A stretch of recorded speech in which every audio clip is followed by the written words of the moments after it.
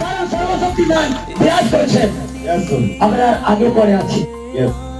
আপনি মাথায় রাখুন, আপনি কখন অনুভব করবেন যিশুকে, তখন আপনি ঈশ্বরের জায়গাটাকে অন্তর থেকে মেনে নেবেন, ঈশ্বরের বাণীকে মেনে নেবেন, যখন আপনার এই হাত ঈশ্বরের প্রশংসা, এই মুখ যখন ঈশ্বরের প্রশংসা করবে, হালেলুয়া বলতে বলতে, তখন দেখুন ঈশ্বরের আত্মা আপনার সঙ্গে সঙ্গে হবে, ঈশ্বরের পবিত্র আত্মা আপনার সঙ্গে হবে।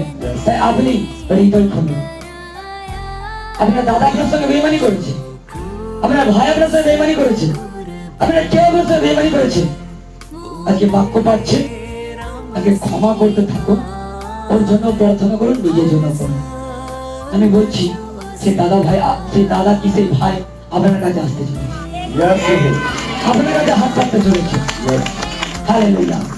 আপনাকে পবিত্র পরমেশ্বর সেই স্থানটাই দিতে চলেছে।